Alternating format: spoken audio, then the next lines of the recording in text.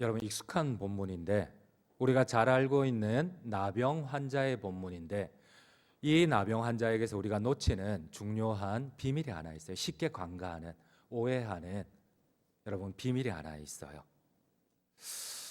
여러분 지금 나병 환자는 예수님의 능력을 의심하는 게 아닙니다. 지병 나병 환자의 광구에는 우리가 오해하는 잘못된 고정관념이 있어요. 여러분 그게 뭔지 한번 잘 보셔요. 우리 한번 같이 12절을 함께 읽도록 하겠습니다. 12절입니다. 예수께서 한 동네에 계실 때에 5명의 나병 들린 사람이 있어 예수를 보고 엎드려 구하여 이르되 주여 원하시면 나를 깨끗하게 하실 수 있나이다 하니, 보통 여러분 병자들은 주님께 와서 이렇게 간구를 합니다. 할 수만 있다면 나를 깨끗게 할 수 있나이다. 근데 이 나병 환자는 예수님께 요청하는 게 완전히 달라요. 원하신다면. 여러분 이게 무슨 의미일까요? 어떤 비밀이 숨겨져 있을까요? 보통 환자들은 와서 주여 할 수만 있다면 이렇게 주님께 요청을 하는데, 이 나병 환자는 원하신다면 이렇게 요청을 해요. 여러분 우리가 놓쳐버린 이 나병 환자의 비밀이 무엇입니까? 나병 환자는 다른 환자들처럼 예수님의 능력을 의심하지 않았어요. 나병 환자가 의심하는 것은 예수님의 관계예요. 여러분 원하신다면, 여러분 나를 받아줄 수만 있다면, 여러분 나병 환자의 특징이 뭐예요? 옛날에는 우리가 나병 환자를 문둥병이라 그랬습니다. 여러분 문둥병자들은 가장 가까운 부모에게서 버림을 받는 자들입니다. 아내에게서 버림을 받고 남편에게서 버림을 받고 심지어 자기의 목숨보다 소중하게 키운 자식들에게 버림을 받은 자들입니다. 여러분 이 나병 환자는 관계의 신뢰관계가 완전히 깨어진 자들입니다. 여러분 이 나병 환자의 고백이 무엇입니까? 할 수만 있다면이 아니라 원하신다면, 나를 받아주실 수만 있다면 나 같은 것도 받아주실 수 있습니까? 이게 나병 환자의 고백입니다. 나 같은 것도 주님 받아주실 수 있습니까? 내 부모도 나를 버렸는데, 내 남편도 나를 버렸는데, 내 아내도 나를 버렸는데, 내 자식도 나를 버렸는데 당신은 나를 받아줄 수 있습니까? 주여 원하신다면, 주께서 받아주신다면 나를 깨끗게 하실 수 있나이다. 여러분 나병 환자는 온통 관계에 대한 불신으로 가득 차 있어요. 심지어 하나님마저도 나 같은 것을 받아주실 수 있을까? 그런데 주님의 반응입니다. 부모에게도 버림받은 이 나병 환자를 향하여서 주님은 오히려 손을 대십니다. 일부러 손을 대십니다. 여러분 우리가 잘 알고 있지만 레위기 율법은 어떻습니까? 부정한 자를 만진 자나, 그가 앉은 침상에 같이 앉은 자나, 그가 덮은 이불을 손을 댄 자는 일주일 동안 부정하여 성전에 올라갈 수가 없고 남과 접촉할 수가 없습니다. 그런데 주님은 성큼성큼 걸어가서 그 여인의 환부를 만지십니다. 나병을 만지십니다. 여러분 우리 주님 엄청나게 멋진 주님 아니세요? 아멘이십니까?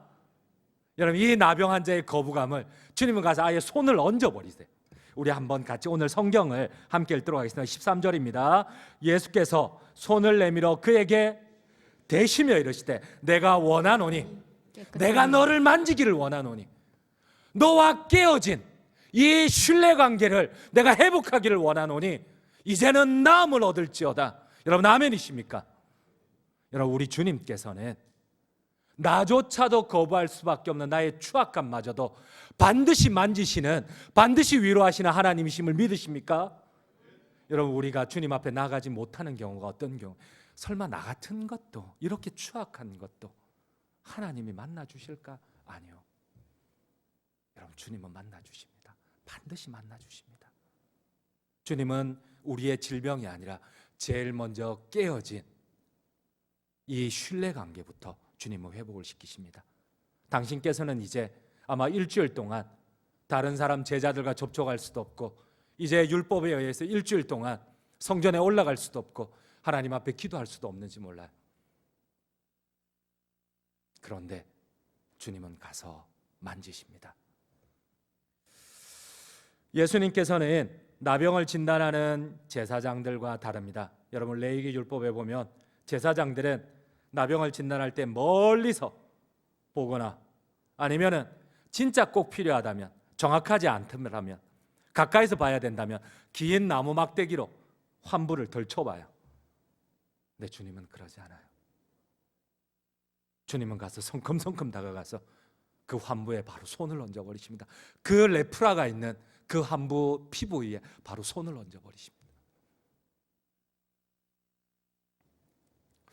우리 한번 오늘 본문 5장 13절을 다시 한번 읽도록 하겠습니다. 예수께서 손을 내밀어 그에게 대시며 이르시되 내가 원하노니 깨끗함을 받으라 하신대 나병이 곧 떠나니라.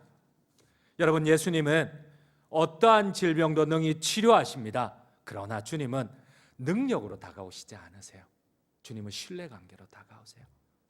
여러분 혹시 우리가 주님과 기도할 때에 제일 중요한 신뢰관계를 잃어버리신 것은 아니세요? 오늘 이 나병 환자를 통해서 우리가 깨달아야 할 것이 무엇입니까? 우리의 능력은 신뢰관계에서 나타납니다. 여러분 우리가 기도할 때 여러분 혹시 주님을 신뢰하십니까? 여러분 기도보다 더 중요한 것이 기도의 본질이 무엇입니까? 우리는 가끔 기도가 능력이라고 생각하는데 격가지일 뿐입니다. 기도의 본질은 하나님과의 관계 회복, 하나님에 대한 신뢰입니다. 그분을 신뢰하지 않는다면 그분의 능력이 우리에게 임하지를 않습니다. 여러분 우리가 오래 기도하면서 계속 회복해야 할 것이 무엇입니까? 바로 하나님에 대한 신뢰관계입니다. 여러분 오늘 저녁에 기도하러 오셨죠? 근데 혹시 가장 중요한 하나님에 대한 신뢰관계를 잃어버릴 것은 아닙니까? 우리가 제일 먼저 이 나병 환자를 통하여서 제일 먼저 깨달아야 할 것이 무엇입니까?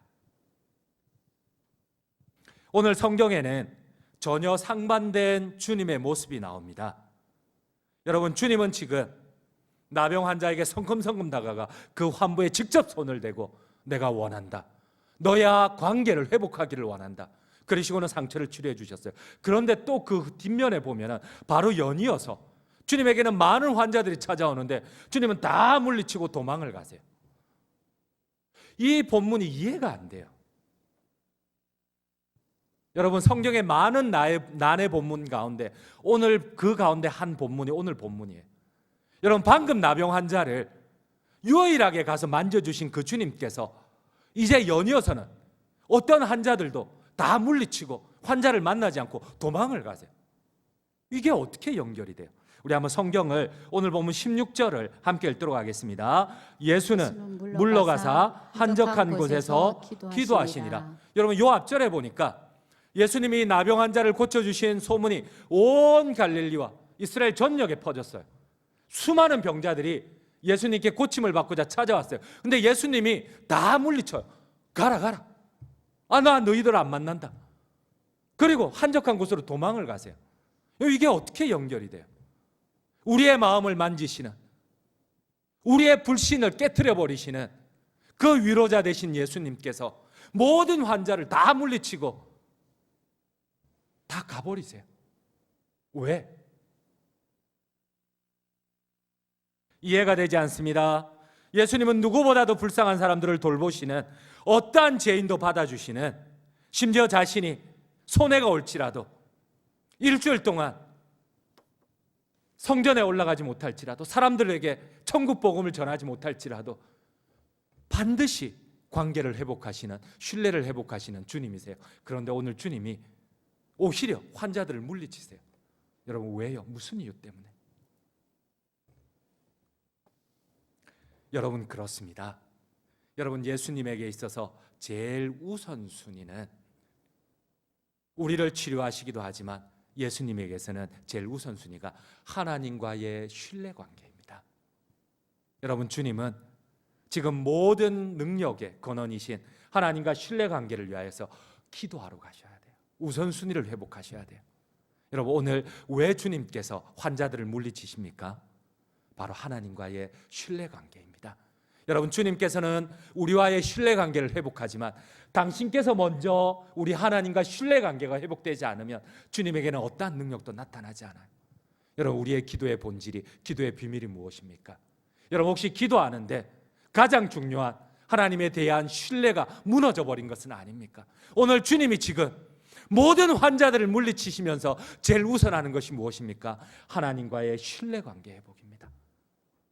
주님은 지금 이 신뢰관계를 회복하기 위하여서 기도하러 가십니다. 모든 환자들을 물리치시고 기도하러 가십니다. 오늘 성경의 비밀을 다시 한번 같이 읽어보십시다. 5장 16절입니다. 함께 읽겠습니다. 예수는 물러가사 한적한 곳에서 기도하시니라.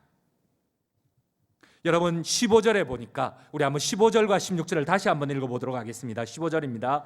예수의 소문이 더욱 퍼지매 수많은 무리가 말씀도 듣고 자기 병도 고침을 받고자 하여 모여오되 예수는 물러가사 한적한 곳에서 기도하시니라. 왜 환자들을 그토록 사랑하시는 주님께서 왜 환자들을 물리치셨나요? 그렇습니다.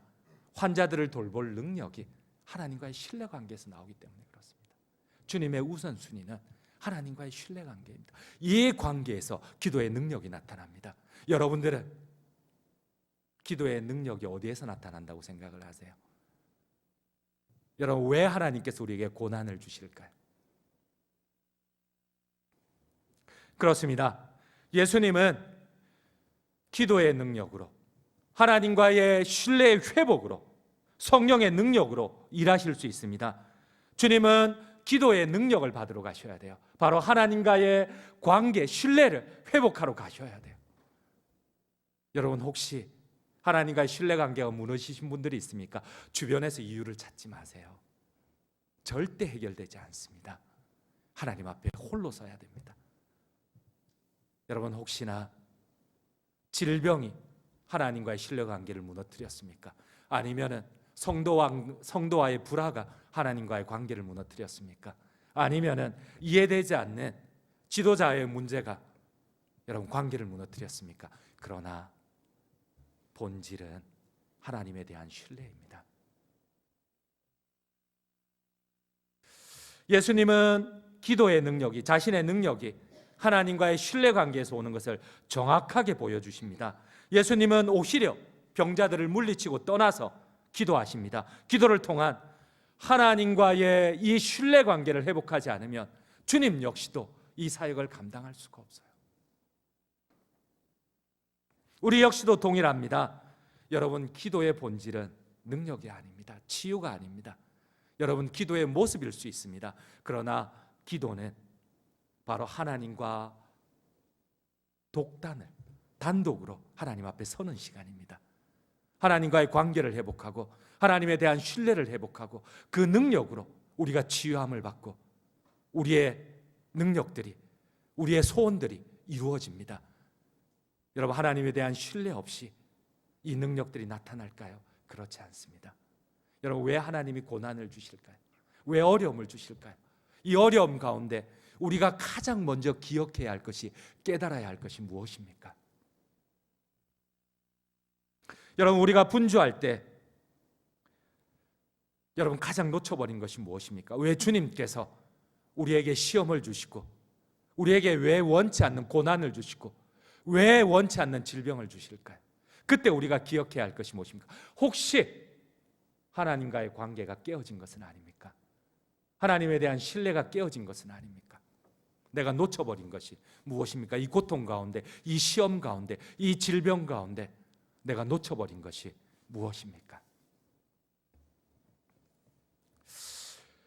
여러분, 하나님이 우리에게 고난을 주시는 이유가 있습니다.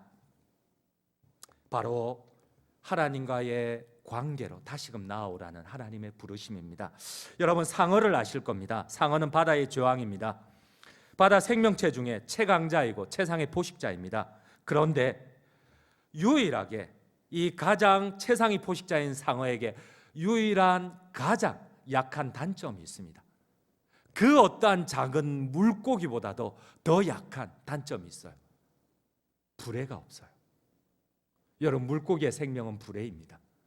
근데 상어는 최상위 포식자인데 불에가 없어요. 아무리 작은 손가락만한 물고기도 불에가 있기 때문에 물에 떱니다. 근데 상어는 가만히 있으면 물에 가라앉아서 죽어버려요. 근데 여러분, 왜 상어가 최상위 포식자가 될까요? 끊임없이 헤엄칩니다. 이 자신의 단점 때문에 끊임없이 헤엄치지 않으면 죽을 수밖에 없어요. 근데 이것이 하루가 지나고 한 달이 지나고 1년이 지나고 2년이 지날 때는 최상위 포식자가 됩니다. 가장 약한 단점이 가장 강한 능력이 됩니다. 여러분, 왜 하나님께서 고난 가운데, 때로는 긴 여정 가운데, 때로는 긴 시험 가운데 우리를 하나님의 기도의 자리로 부르실까요? 여러분, 고난은 두 가지 결과를 만듭니다. 하나는 오히려 시험에서 하나님을 불신하고 심지어는 믿음에서 떠나기도 합니다. 그러나 고난은 오히려 살아계신 하나님을 만나는 자리입니다. 살아계신 하나님을 체험하는 자리이고, 그 하나님의 능력을 내 삶 가운데 역사하는 그분을 체험하는 자리입니다. 아멘이십니까? 그럼요. 여러분, 우리가 이 오늘 본문을 통하여서 기억해야 할 것이 무엇입니까? 여러분, 다니엘에 보면 다니엘은 쉬지 않고 기도를 합니다. 이 다니엘을 시기하던 정족들이 이 왕에게 다니엘의 약점을 잡습니다. 왕 외에는, 왕이 유일한 신인데 왕 외에는 어떠한 우상에게도 절하는 자를 죽이자는 그러한 조서를 만듭니다. 여러분, 근데 이 조서 앞에서도 다니엘은 하루에 3번씩 기도하는 것을 멈추지 않아요. 우리가 잘 알고 있어요. 여러분, 다니엘의 기도는 하나님에 대한 신뢰입니다. 하나님이 죽으라 하면 죽을 것이고, 죽는 자도 살리시고, 모든 생명과 죽음과 질병과 죽고 사는 모든 것이 하나님께 달려있다는 신앙 고백입니다. 아멘이십니까? 이 신앙 고백을 다니엘은 멈출 수가 없어요. 왜냐하면 죽음의 주인이 다니엘의 고백은 하나님인데, 이 고백을 하는 기도 시간은 자기의 정적들이 이 기도 시간을 이용해서 자기를 죽인다고 하더라도 이 신앙 고백을 멈출 수가 없어요. 이 신뢰를, 하나님에 대한 신뢰를 멈출 수가 없어요. 여러분, 우리 한번 다니엘 6장 10절을 함께 읽도록 하겠습니다. 6장 10절입니다. 다니엘이 이 조서에 왕의 도장이 찍힌 것을 알고도 자기 집에 돌아가서는 윗방에 올라가 예루살렘으로 향한 창문을 열고 전에 하던 대로 하루 3번씩 무릎을 꿇고 기도하며 그의 하나님께 감사하였더라. 여러분, 다니엘이 자신의 정적들이 자기를 죽이려 는 것을 몰랐을까요? 아니요. 성경에 보니까 알고도, 왕이 자신을 죽일 것을 알고도 기도했다고 그래요. 왜? 하나님에 대한 신뢰가 기도이기 때문에 그렇습니다. 여러분, 당장 육신은 죽일 수 있지만은 저 영원한 지옥의 심판으로 멸할 수 있는 분은 하나님 한 분밖에 없다는 그분에 대한 신뢰 때문에 다니엘은 멈출 수가 없어요. 여러분, 기도는 신앙 고백입니다. 하나님에 대한 신뢰입니다.